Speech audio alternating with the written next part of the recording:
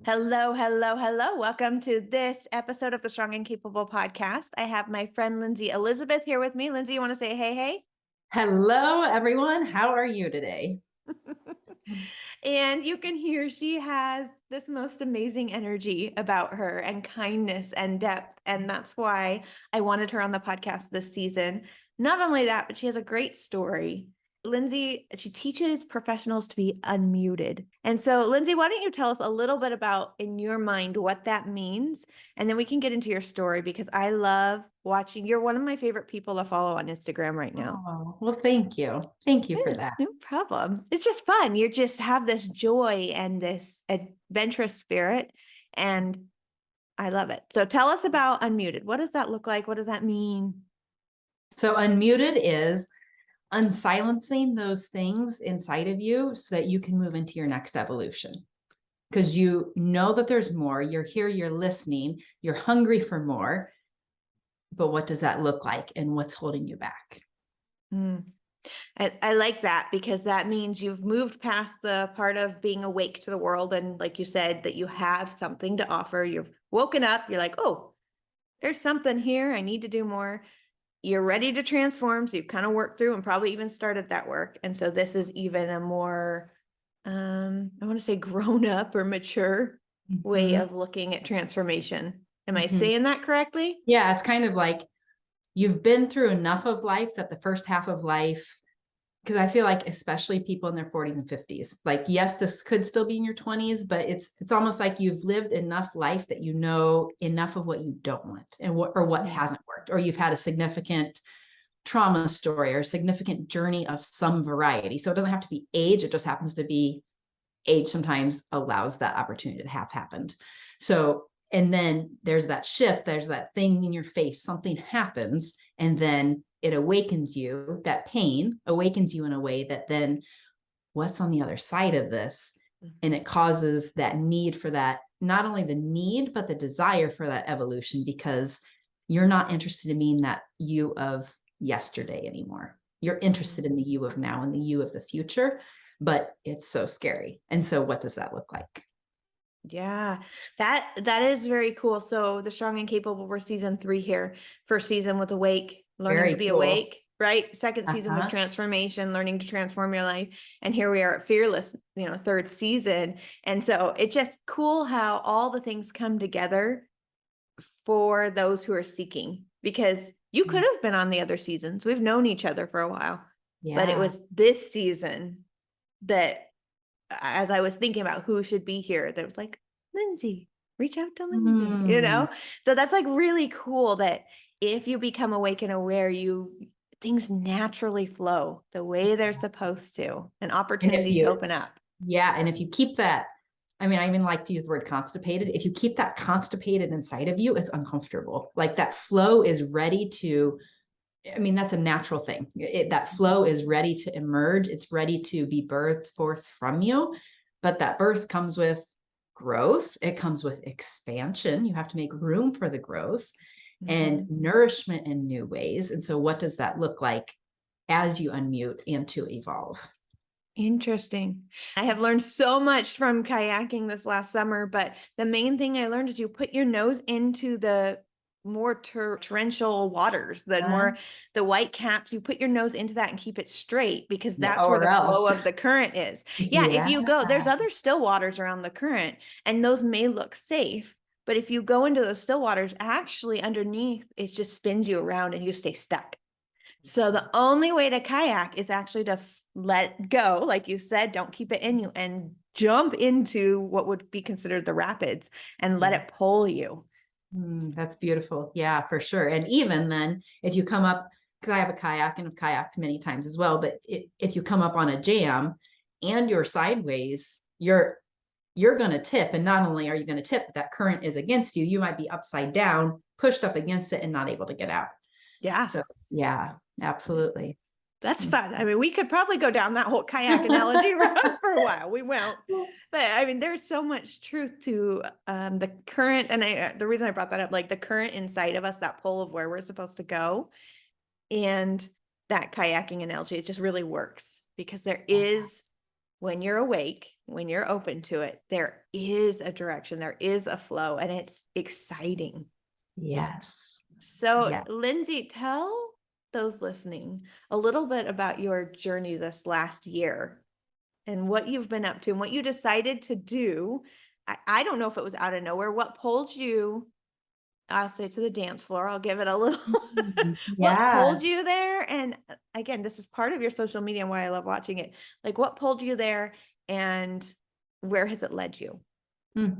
So I have always been interested in living life and exploring life. And I mean, used to own a landscaping company when I was married, and I can trench in your downspouts. I can, like, the number of machinery and all of that, all the way to working in the OR to then now dancing. So there's just so many facets of me and what I decide to do.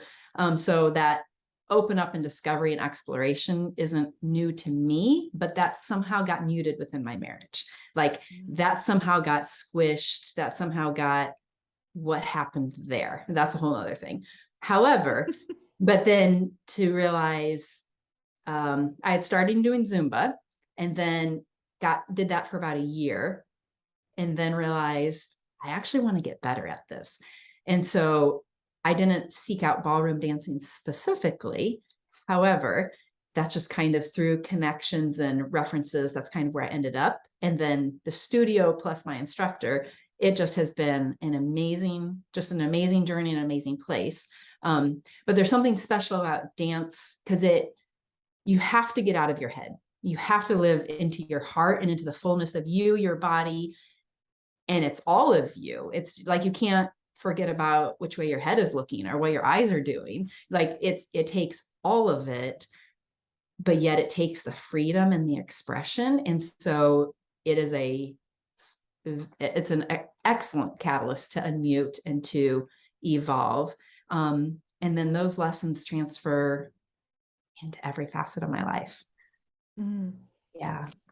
That's really cool. And what's interesting is I remember the first time you posted, you're like, a year ago I wasn't doing this, and now I am. Yeah. And it's you and all the sparkle and the glamour and all the things on the dance floor, looking confident, like being the full queen that you are. And it's interesting you say that you've always been curious. You've kind of always had this piece of you. What do you think allows you to explore it each time? Because I'm similar in this. I mean, I have made cakes. I have had a hair wig shop. I've done so many weird things just for the sake of curiosity and wanting to impact the world. So, like, what do you think gets you from that spot of that's interesting to doing? I'm willing and unwilling. I'm unwilling to remain, and I'm willing to take the risk to bet on myself. There's no way I'm willing to sit in the pain of now because I'm too scared of the future. Like, I'm willing to allow how do I want to say this? Do I want my head to be in service of my heart, or my heart to be in service of my head? So you can dictate with the fear, the chaos, the noise, the stories we believe about ourselves, the stories somebody else has said about us, and allow those to come in and mute us. Or we can align with the truth of what our capabilities are, what our desires are, because where that is, that's your magic. That's your essence and who you are and who you're created to be. And when you open up and expand that, I think it's that deep craving of fullness of life, and unwilling to allow anything else to squelch that out. Yeah, and that's so for those who couldn't see Linzy's hands, the fear is living with the head, and the love and the hope and the curiosity is all in the heart. Yeah. And the fear is also just even what my hands are doing, it's the chaos on the outside of your head. It's kind of like if you drew all these big think bubbles or these big arrows coming at you, or things. There's schedules and people saying this and doing this and have to do this and have to do this. And then you get so far removed from the essence of you, what you know to be true, what is your path, versus, oh, I'm doing this, so that's the purpose for the schedule. I'm doing this, so that's the purpose that I'm entering into this difficult thing or this as opposed to that difficult thing is me. And so I can't fail at it, because if I fail at it, then I'm a failure. No, Yeah. it's part of the path unfolding for you, which is goodness for you. But when you step into the goodness for you, it's goodness for everybody else. Yeah. When you're heart-centered, and leading with a heart, life from your heart, there's a lot of natural forgiveness and kindness because your heart is kind and loving. People are good. We are good.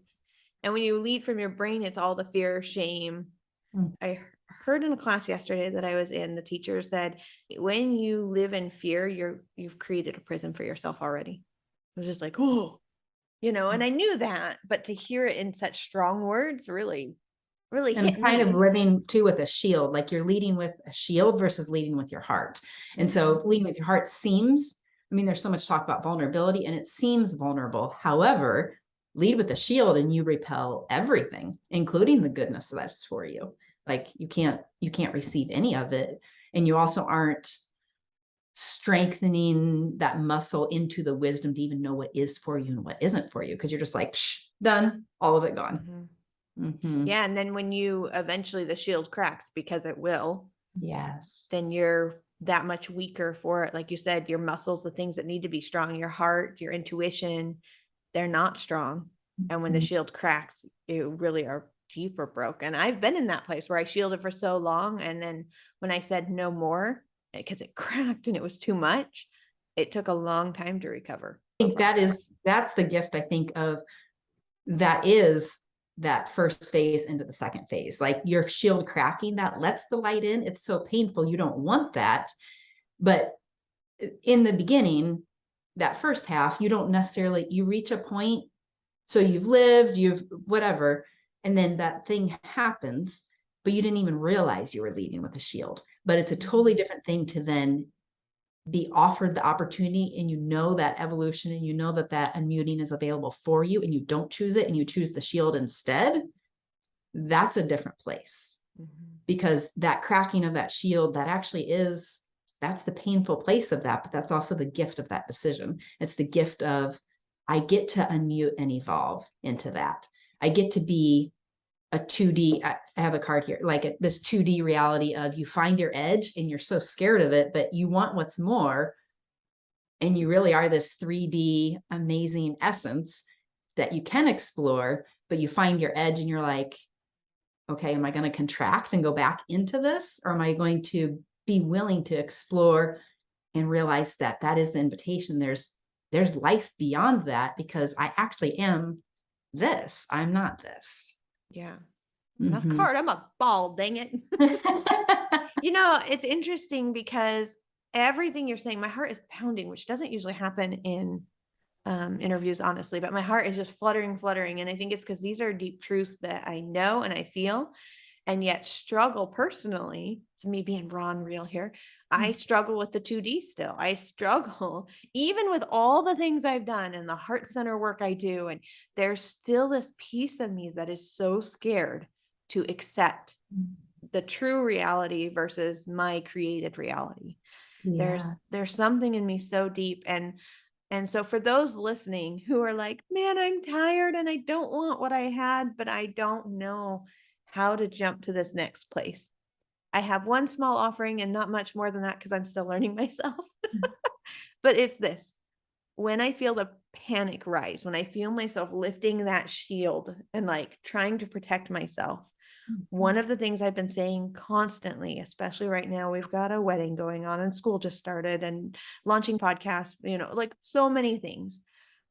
And the Queen Circle, like so many things happening in our world. And some are scary, some are great, most are beautiful, honestly. But still there's fear.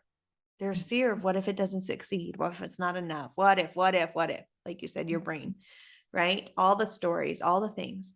And so when that shield, when I feel it starting to come up, I've started to say, I have everything I need right now. Yeah.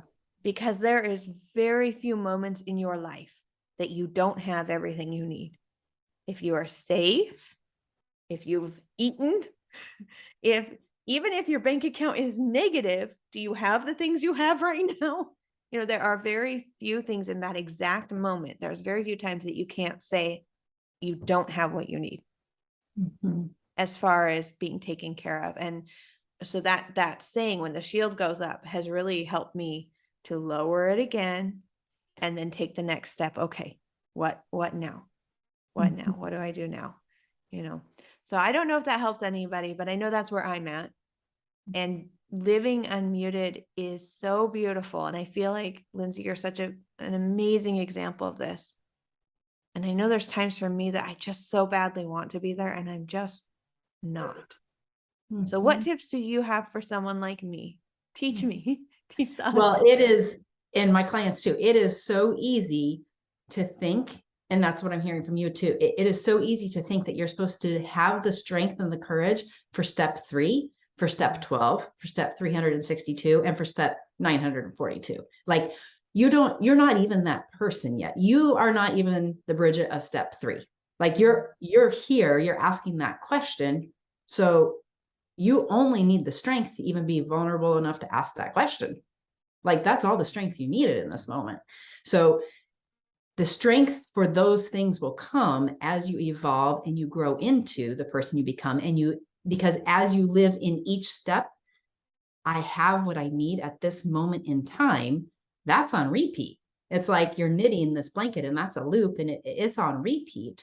And so it's that expediting into the future of the chaoticness of even this afternoon. Like, I don't have to be that person yet. I'm not that person yet. If I have something I need to practice, if I need something I need to do, if I need whatever that is, like you're not that person yet. So to anchor in the truth, it's keep realigning with truth. Like that's the gift of the present moment. Like this moment, it's not even, I even want to kind of alter a little bit, speak into what you said about I'm clothed or I have food or I have shelter. Like, what if you are in one of those crazy, dire situations and you're not taken care of? You're being abused. You're being like, you don't have those things, whether it's literally an acute situation that happened or a long term thing, but you still have choice. And to even, what is her name? Edith. Oh, I forget her name as of right now, but she, I believe, is 92. She's in her 90s and she went through Auschwitz. She lost her family, but she got asked to actually dance before Hitler. And she had the choice, like, am I going to, there's no way, like this literally all just happened to my family. And I'm supposed to just go gallivant across the stage, be a ballerina and do my thing. But she chose her in that moment. And she chose to envision the audience of the stage and the embassy that she created in her mind, and she danced her heart out. She owned that moment and took care of herself in that moment and gave herself a beautiful experience in that moment. It wasn't for him. She wasn't doing it for him. She wasn't doing it and honoring the horrific things that had happened to her. She was honoring the truth and the power that was within her in that moment. And so when you do that on repeat, when you honor you, your space, that time, this moment, I mean, that's what I have to do on the dance floor. If the beautiful thing about ballroom dancing is you are connected. So you're like your elbows to your elbows, that's shared connection, but you still have to own there are things that I'm responsible for and things that my partner is responsible for. And neither one of us can do each other's. And in fact, if we try to do each other's, it doesn't work. You're still responsible for creating your space, your movement, and owning that. And it allows everything else to happen. So in each of those moments, you still own the power of you and your choice.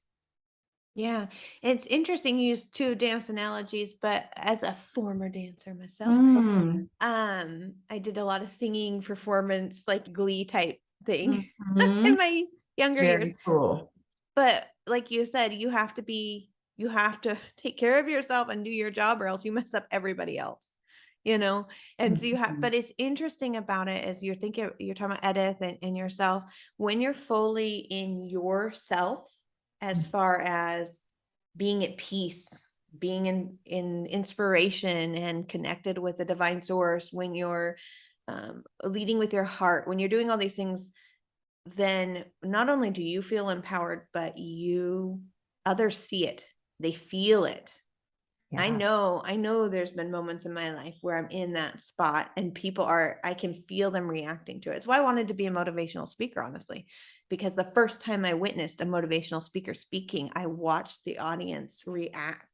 And I was 12. Yeah. And I remember thinking, oh my gosh, they're changing because this person has the courage to stand up and motivate. And Yeah. so it was so cool and so empowering for me. But I was thinking, Edith, I was wondering, was there anyone in the audience who knew her story on some level and was changed because of it, because they watched her? Mm-hmm. You know, you never know when there's that one person Yeah. watching. I don't know. And someone always is. I mean, I'm of the opinion someone always is. And the thing is, you don't get to choose. You don't get to choose who's watching. You don't get to choose who's learning, and you don't get to choose what they're learning. Yeah. And we wish that we could, we give a message from our perspective, but guaranteed anybody listening to this is gleaning things from this that neither you or I are even thinking. Mm-hmm. So, because their situation, where they're at, the questions that they have, where they're at in their journey, like that's the gift. And that's the gift of truth, because Yeah. truth meets you where you're at. Truth. It's so Mhm. beautiful and so harsh. Mhm. And you know, it's interesting. You can't fake it. It was so popular in the 90s and 2000s, fake it till you make it. There are some things that I think there's a difference in setting yourself up for success and leaning into it and faking it till you make it. There's like a really big difference in those things. Yeah. Fake it still has the shield up. Going with heart centered forward and choosing this fearlessness, choosing Mhm. bravery, even when it's hard, that's not faking it till you make it. That's real. That's transforming. And people know the difference. They sense it. And like you said, someone's always watching. Yesterday, I am very friendly. So my husband loves it. No, he really hates it. But everywhere we go and we check out, I'm like, "Hi, how you doing? How's your life going? Tell me your deepest, Uh-huh. darkest secrets, you know?"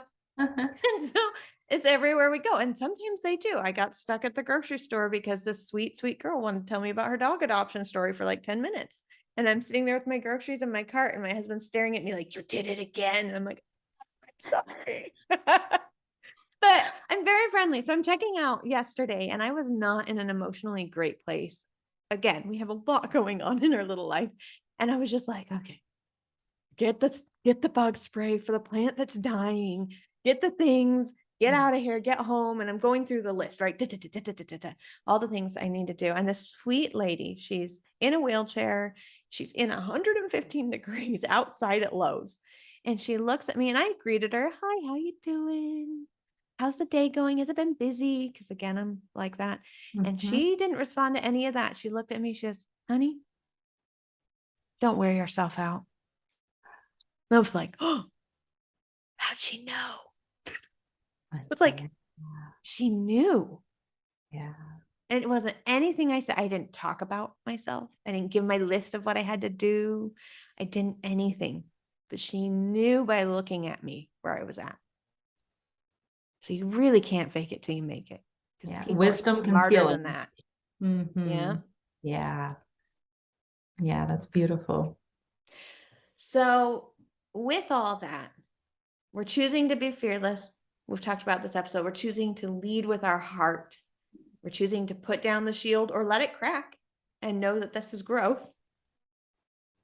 But once we choose that, how do we keep choosing it? What is the fuel for this? Well, I would change, for me, I would change that the goal isn't to be fearless. It would be fearless, because fear is that information. We talked about kayaking at the beginning, but just imagine like your thoughts, your feelings, those are just like canoes coming down the river, and they just have a box in them. Like, and we're so often like, oh, that's a bag of smelly trash, I better pick it up and hold on to it for a really long time. Versus like, it's a bag of smelly trash, it came in, let it keep on going. Or I have this feeling, I have this thought, I have this emotion. Okay, great. Like, that's information. Instead of thinking I am that bag of smelly trash, I am that thing. No, that fear came. So to me, it's not ignore the fact that the canoes are going to keep coming down the river with fear, because they're going to. Because if you keep, I'm putting up this card again, if you keep finding your edge, the fear then is the information. I found my edge. Like that's a place of opportunity. So the first is that the fear is the information. You found your edge. The second would be, once you found your edge, it's the invitation. Do I want to stay in this contract? Because you can't really stay on the edge for too long. You either get pushed off and then you're so scared because you don't know what to do, but to realize it actually isn't getting pushed off. You actually have this 3D reality you can live into. So it's the invitation. And then the response then is gratitude, because you get to explore and learn and expand and become and cultivate the strength with humility. You're not the best person nor the worst person. You're you, and you have all the gifts of you available. So that dichotomy of best and worst, that's where the fear takes you, but neither are true. Yeah, I had in season 1, cute Stephanie Hitchens was her name, Shop Blondie, and she said fear becomes your friend because it's information, and when it pops up, you're almost like, yes, okay, what is this? Like, tell me, give me this information. So I agree with that, and I feel like that's what this season really is about, is understanding that concept so well that it, like you said, it's there's almost an excitement in the discovery. Exactly. So curious, because for me, I have found in practicing this for a lot of years, I actually am pretty fearless at this point. Like, I'll try anything for the most part, except for seafood and anything involving a spider. Those are off limits. But else I'm down for. I will try it. I will learn about it. Why not? Because it's fun to you start to really enjoy the process. But I'm finding different edges of my card now. So it's not in the day-to-day, like actually doing the things. There's almost more of emotional stuff. It's like, so it's a deeper layer, right? And then there's also spiritual stuff I uncover, and I'm like, oh, I did not know that one. I thought I was on autopilot a little bit there. Okay. And those can be scary truths to come up to the edge of. What do you find for you at this stage? What are the things that push you to your 2D reality, your edge? You are such an embodiment of this, 3D and going for it. So what are the things that put you back in a 2D, if you don't mind me asking? No, I don't mind you asking anything. I don't go back into the 2D. I seek every day to unmute and evolve. I seek every day to live scared. Like I seek every day to, what is that?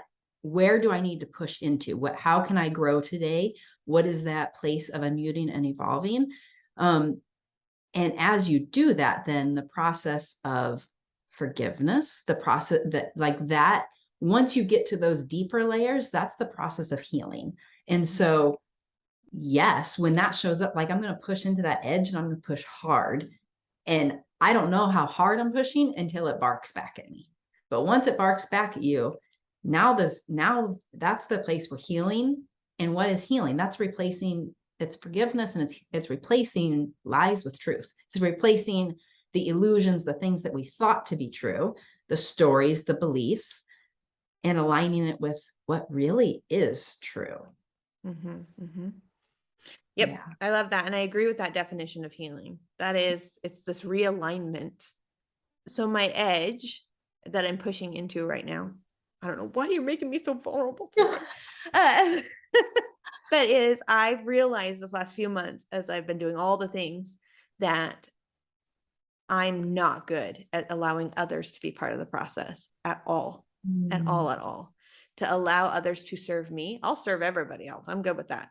But to allow others to serve me is extremely difficult. And God is like, hey, Brigette, ding dong, guess what? You can't do it. You cannot do it alone. It's not possible. What I'm asking of you is not possible alone.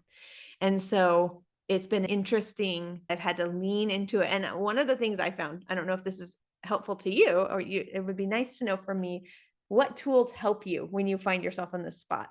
So one of the tools that helps me is I literally just vocally acknowledge it to everybody. Essentially, when I'm talking with my sisters, I'm like, so I've come to the understanding that I don't accept help very easily.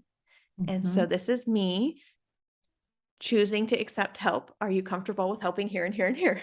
Like, so I will Yeah. just literally state it so that, because other words, I don't know how to face it. I have to speak the truth to myself and to others so that they understand this is awkward or hard for me, but I'm choosing fearless. I'm choosing to bump up against that. And like you said, really Mhm. dive in. And that's been interesting. It's so speaking my truth is one of Mhm. the tools that I use, even though it's pretty awkward for everyone else in the world because so much of society lives with a mask, Yeah. right? That to Mhm. have someone speaking a full truth is kind of awkward sometimes. Mhm. So, but that's okay because, like you said, I'm unmuting and evolving, and that is more important than Yes. living with the mask or the shield. So, Yeah. And it's even more important because you doing that and being that, anybody that thinks you silly, that you're silly, okay, somebody's either going to completely, it's not even going to hit their radar. They're not going to have a reaction. They're going to be like, okay, Bridget needs this, no problem. Or ignore you. Like it won't do a thing to them. If it does something to them, if they congratulate you, they've been through that and are on that journey as well. And if they resist it in any way, it's their own invitation. uh-huh. Mhm. It says nothing about you. You think it's everything about you. And our ego is like, oh my goodness. No, it actually is. That's their reaction is about them. Yep. I agree with that 100%. The only reason I even say it's awkward is just because anyone listening, if you practice this, you will feel like, what am I Mhm. doing right now? Yeah. But it is so powerful to acknowledge it because it helps push you forward. When you say something out loud, right? Affirmations are the same way. When you say something out loud, it gives it power. And Mhm. so that acknowledgement gives it power. So, Linzy, what do you do when you're at that edge? What are the practices that help you go, okay, I see you. Let's do this? Mhm. So journaling, embodiment of anything, meaning like whether it's writing something out, whether it's running, whether it's dancing, but then also replacing that, like, what am I believing that's making this difficult? Because your believings, every action we do comes from a belief that something is good for us. It's like, even if you go and get off this call and yell at your partner, like you're yelling, you somehow think that your yelling is going to create something good for you. Mhm. Like, so your belief that you don't need help, somehow you believe that that is good for you. So then once you realize what those beliefs are, to forgive Yeah. those beliefs. Mhm. And when you continually do that, it transforms. Like there's no other option. It realigns with truth, it pours in and you change and allows spirit to change you in a way. It just is like open-handedly receiving and you're ready and available and it just shifts things over time. It just really radically does. Mm.